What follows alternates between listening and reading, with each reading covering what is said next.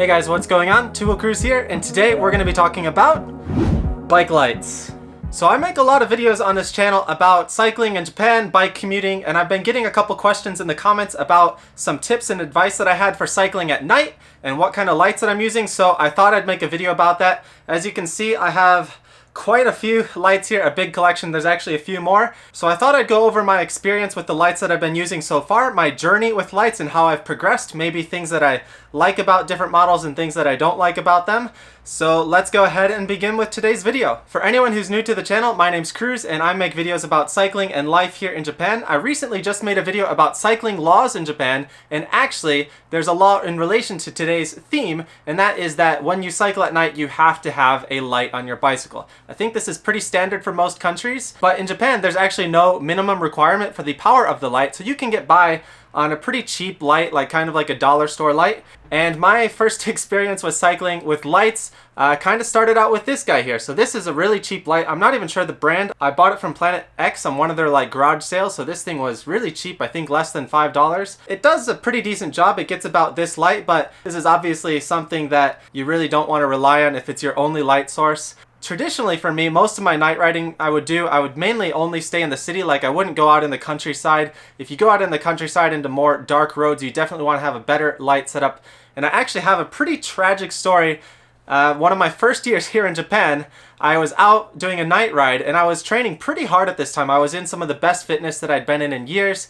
We were doing a nice training ride with some of my buddies, and halfway through the ride, my little light ran out of battery because I forgot to charge it. And in the middle of a sprint, there was this huge reflection piece sticking out of the middle of the road that I didn't see. And I sprinted right into it, crashed, got a concussion, had to go home by a taxi.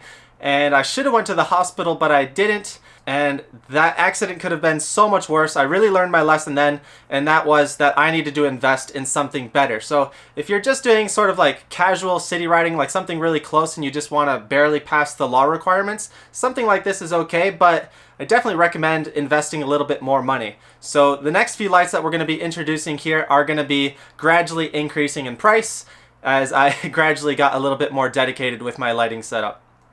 The next light that I upgraded to is this. This is a Lezyne Microdrive 400 XL, and you can see there's actually my USB charging stick here sticking out on the back here. There used to be a rubber cover that stuck out on the back, but it fell off one day during a ride without me noticing, and yeah, that was the end of that. So unfortunately this thing isn't really waterproof anymore because that cover, but until then this was a pretty good light. This was my first sort of upgrade into a semi-powerful light. So lights are usually measured by lumens. This is about 400 lumens. And yeah, this did a pretty good job. It had this nice strap here, so it was easy to get on the handlebars, take it off if I needed to, so it doesn't get stolen. And it was a decently powerful light. Like going from the light that I had before this thing was a beast, and I was feeling really confident with this. As for price, I believe I paid about $40 or $50 for this. It's hard for me to remember right now because I bought this a couple years ago. Some things though that I don't really like about it is you can't remove the light from the strap. So a lot of the more advanced lights, you can separate the light from the strap. This one always stays together. And of course the other negative thing is this removable cap is kind of easy to lose. You might be able to buy replacement parts, but I haven't really bothered to do that. So I actually, because of this, had to get a new light because it wasn't waterproof anymore. And yeah, I decided it was time for another upgrade. In terms of overall performance, this was a pretty good buy. I was pretty happy with it, but for a couple extra dollars, you can get something a little bit better. So let's take a look at my next upgrade. My next light is a Cateye Volt 400.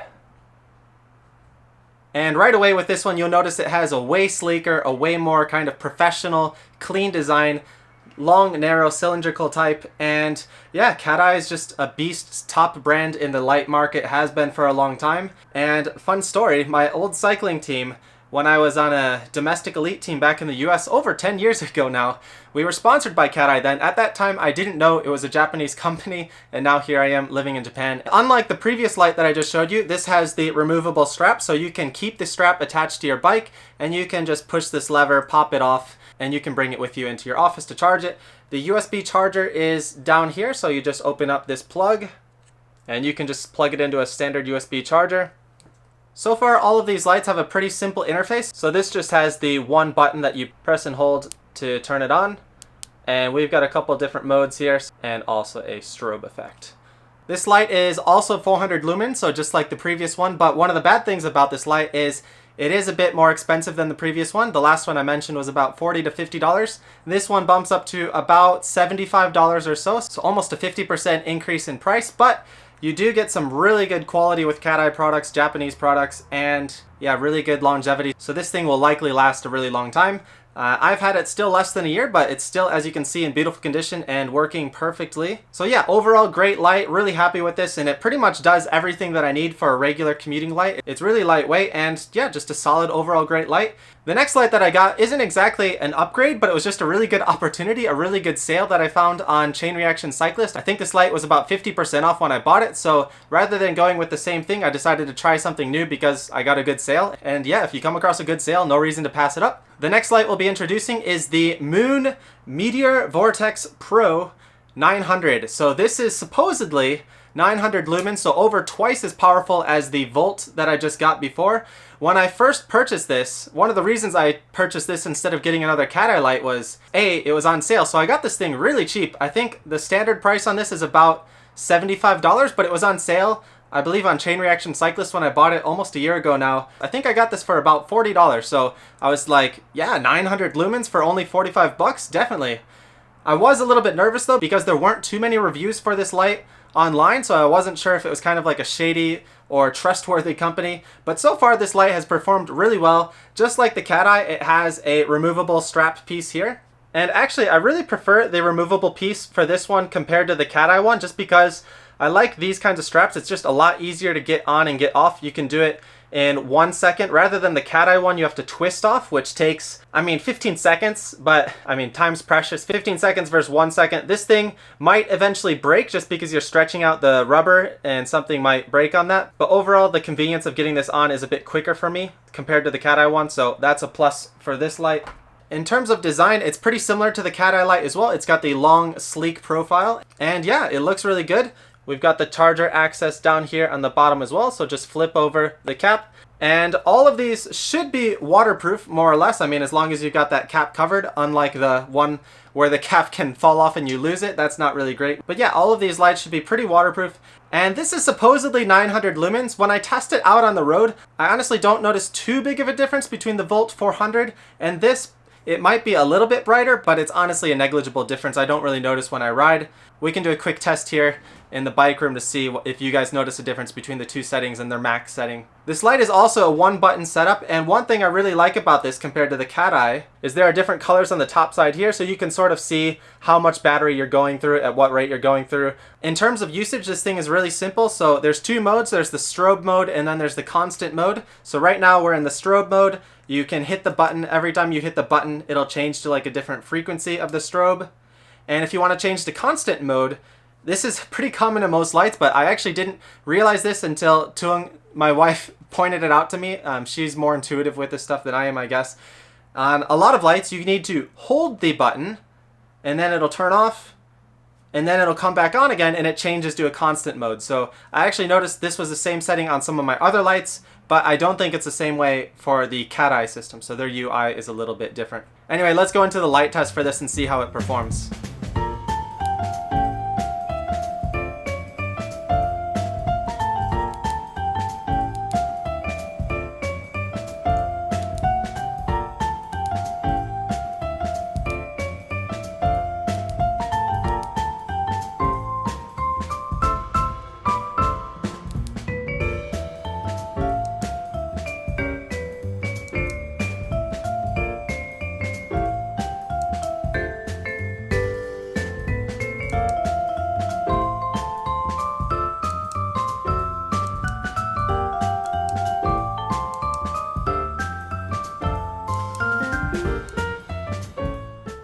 So both of these lights are pretty solid lights. They're both about the same price, and it's kind of hard for me to choose which one I'd recommend between both of them. They both perform really well. Of course, Cateye is the bigger brand name and might have some better durability. It's hard to tell, but I haven't had any problems with either of them yet. But I do believe the Moon goes on sale a little bit more frequently compared to the Cateye, but maybe it just depends on what your market is. So for me, I just suggest go with whatever option's cheaper, or if you have a preference for one design over the other, or if you have a preference for the one strap to the handlebar compared to the other. But yeah, either way, you can't go wrong with both of these lights. And I've actually been really content with both of these lights for the last year. That is until I just got this bad boy. So this is a Nitecore BR35, and this goes up to 1,800 lumens, so twice as high as the Meteor and over 4 times greater than the Volt 400. This, of course, also goes up in price. It's about $120. It also goes up in weight. I believe this thing is about 230 grams, so it's almost twice as heavy as the other lights, which can add to your burden on your commute if you commute on a lot of hills every day. But this thing is ridiculous. So full disclosure on this video, all the lights that I showed you up until this point were lights that I bought with my own hard-earned money. This one was sent over to me by the nice folks over at Nitecore. They asked me to do a review of their product. This isn't a paid review or anything, so I'm free to give my honest impressions. And like I mentioned, this thing is really heavy, so if you don't want to have a heavy light, then obviously this isn't going to work for you. And I was really excited for the opportunity to test it out. I've never really been able to use a light that's this powerful on my commute.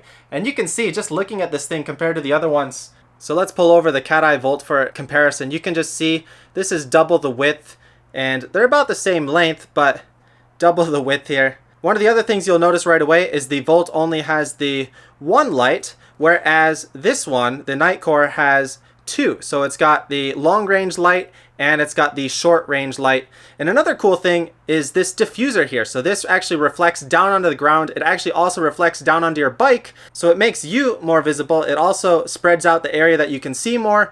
And the Volt and all of the other lights that I've shown you so far were just a very simple one button setup. This one, however, you can see we've got 1, 2, 3 different buttons and another display screen here. But again, it is heavy, so it comes at a price. For me though, I think the advantages of this light just far outweigh the disadvantage of how heavy and bulky this thing is compared to the other one. And I think it just speaks for itself when you watch some of the tests of how this light lights up the road, lights up the path in front of you. This thing is just absolutely ridiculous. I'm actually going to be making a separate full review for this video with all of the settings, so I'll try not to talk about it too much in here, and I'll save that for the other video, which will be coming up pretty soon. So if you're interested in that, be sure to check it out. One of the cool things that I really like about this light though that I want to show you guys in this video is that it shows a live display of how much time you have remaining on the light. So depending on what setting you have, you can see we're on one of the lower settings right now. We've got 12 hours remaining, and this thing's not even fully charged. I've been using this for a couple days. That's the remaining balance. But as you can see, if we go up to a higher, more powerful mode, that remaining time will go a little bit lower. The charging port for this light is on the side. We've got this removable rubber plug. And like the other lights that I've shown you so far, this one has the detachable mount that you can keep on your handlebars and just pop this thing off. And honestly, I'm not really a fan of the mounting system for this light. I actually made the mistake. I thought it was clipped in and locked in once, and on a ride I actually dropped the light, and that's why you can see there's some scratch marks on some of the edges of this light so far. But because that happened, now I'm extra careful when I push it in to make sure that it locks in place, and I haven't had any problems with that since. And yeah, this thing dropped when I was moving at full speed, and it survived to tell the tale, and I didn't really notice any problems with that other than, of course, the few scratches you see on it. But yeah, overall this is a pretty solid light, and again, if you want to see the full review for this one, go check it out. I'll link it once it's ready. So this is trail mode. It has the combination of the long light and the short light. We're in level 1 right now. Level 2. Level 3. Level 4. Just look at this room. Alright guys, that's going to finish my full collection of front lights. What did you guys think? Were you interested in any of those models? If you have any questions, leave them down below. And if you've used any of those models before, and if you have any experiences that you'd like to share with them, also be sure to leave those down in the comments as well. Before we finish this video, I want to conclude with some rear lights as well. So these are 2 rear lights that I have right now. Unfortunately, some of my older rear lights just kind of died out and I threw them away. That's the disadvantage of going with cheaper lights. And one of the first more expensive serious rear lights that I invested in was this Cateye Rapid X2. And there's nothing really special to this. It's just got the power button on the side. So I believe this retails for about $50, and yeah, this thing has lasted a really long time. Cateye products, really good durability, and really pretty solid. You can't go wrong with them. They are a little bit pricier compared to other brands though, I found. And the last light I have to share with you guys is another light that Nitecore sent over to me. This is the NU05 kit. And as you can see, this thing is tiny and super lightweight. You can use this on pretty much anything, I guess. So you can put it on the back of your bike, you can put it on the back of your helmet, you can put it on the back of your bag. It can pretty much attach to anything. It also came with this strap, so you can like strap it to your head and put it here, so it might be really good if you're like hiking or something. We haven't done any hiking recently, but definitely we'll be bringing this bad boy along on our next hiking trip in case you don't have your like serious light with you. And it's good to have as just kind of like an emergency little light, so I always have this with me in my backpack now just in case my other light runs out of battery. I don't really use it as a primary light, but I guess you could. We've got a couple different modes here, so it's a one button setup. Our first setting is just this little low light red light here, so I guess you can use that if you're like walking or something so people can at least see where you are. When we push the button next, we've got the blinking red lights. So this would be good if you're like cycling and you want to have this constantly showing in the back. Our next one is like a super strobe setting. I don't think I'd really want to use this setting. You might give someone like a seizure or something. So I don't think we'll really use that. The next setting here is we've got a strobe front, and you can see this pace is a lot slower. The one other good thing about the strobe light settings is the battery lasts a lot longer with those. So if you don't want to drain your battery, this would be good.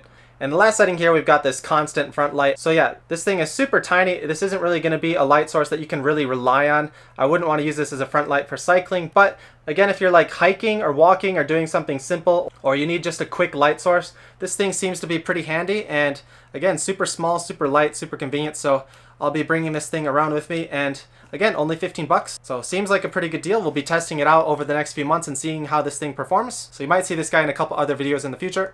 Anyway, that's it for today's video. I hope you guys found this useful, especially for those of you who are in the market looking for a new light. Hopefully you learned something from my experience, and if you're on the borderline of this light or another light, leave your questions down below in the comments, and I'll try and get to it, and maybe someone else who has experience with that light can answer and give you some good advice. Alright guys, that's it for today. As always, thanks for watching, and be extra safe out there on your late night rides and your early morning rides. Make sure you have some good lights with you, and we'll see you next time here on Tool Cruise.